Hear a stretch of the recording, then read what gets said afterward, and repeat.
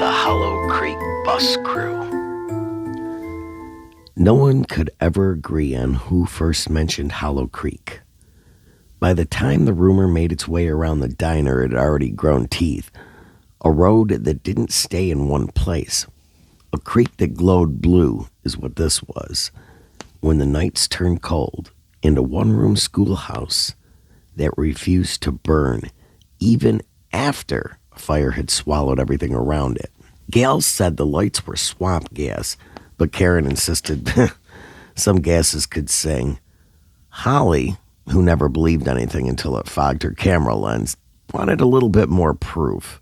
Rod sat quiet by the window, chewing tobacco, and finally muttered, "If we go as one, and we come back as one." Mike, sitting across from him, gave a dry laugh and shook his head. "You can all chase shadows if you want," he said, "but ghosts, they don't exist.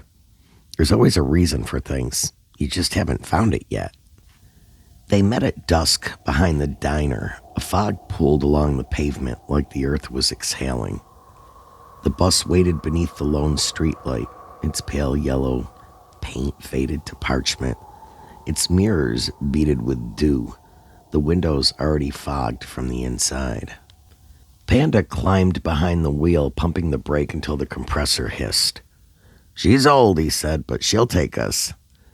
They filed in one by one. Terry had claimed the front seat with a map spread across her knees. Ed sat behind her, testing an old tape deck that hummed quietly with static.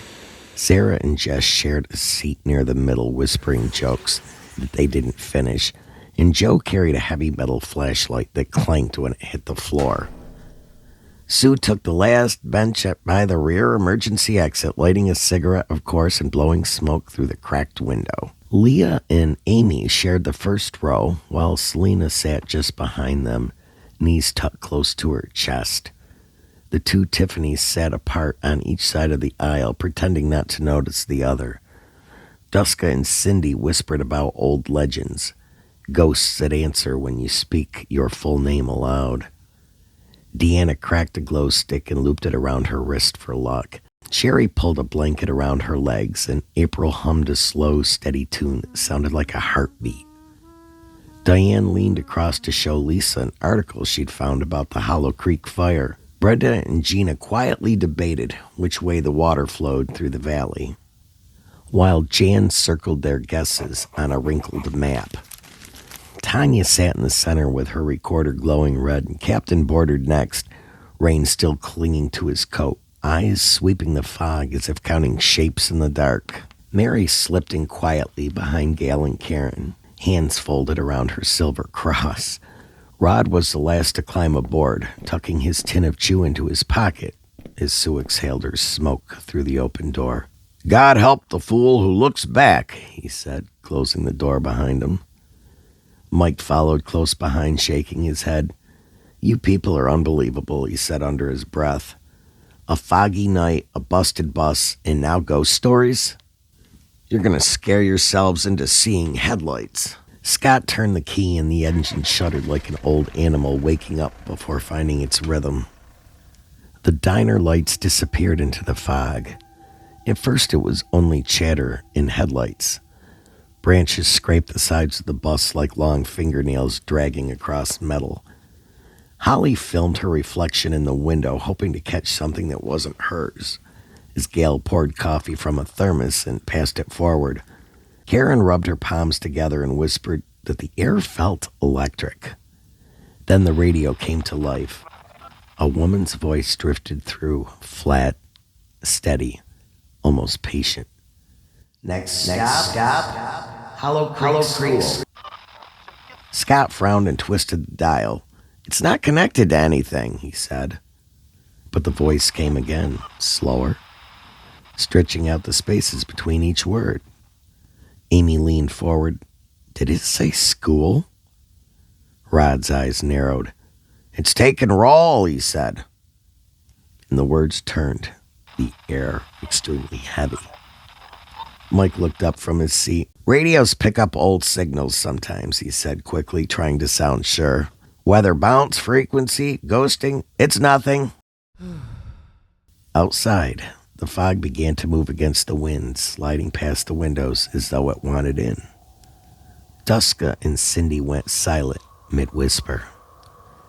Shapes formed along the tree line, pale and thin, keeping pace with the bus. Their faces were smooth, featureless, as if light hadn't decided where to land. Holly raised her camera, whispering, "Keep driving." Scott pressed the gas, but the speedometer stayed fixed at 0. The voice came again, this time from the CB radio above the windshield. "Step back." Joe grabbed the microphone. "Who is this?" he asked. But the only reply was a deep hum, followed by the metallic click of the rear emergency exit handle lifting on its own. Everyone turned. The door banged twice, the sound echoing through the length of the bus.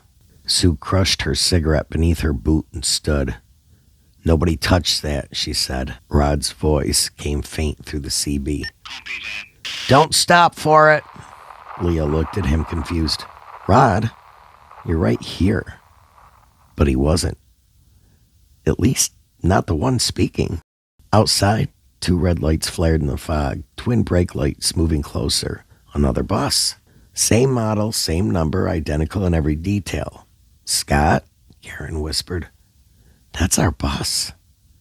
Scott shook his head. "No, it's not." The other bus flickered like a reflection in disturbed water and vanished.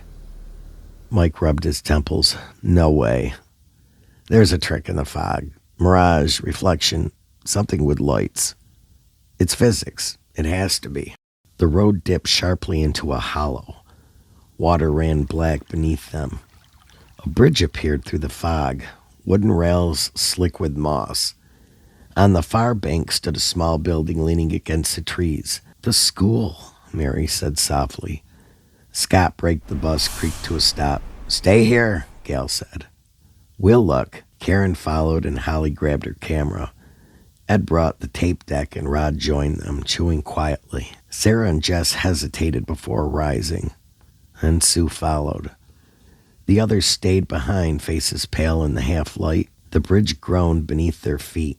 The creek whispered underneath, carrying a sound that rose and fell like chalk on slate. Halfway across, Mary stopped and listened.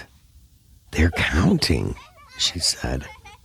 Beneath us, voices of children rose from the dark water, whispering, "Step, step, step." "Don't answer," Rod said again. The schoolhouse door hung open, hinges sighing as if it had been waiting. Inside, rows of desks sat untouched. A single candle burned on the teacher's desk, its flame tall and steady, never bending to the draft or breath.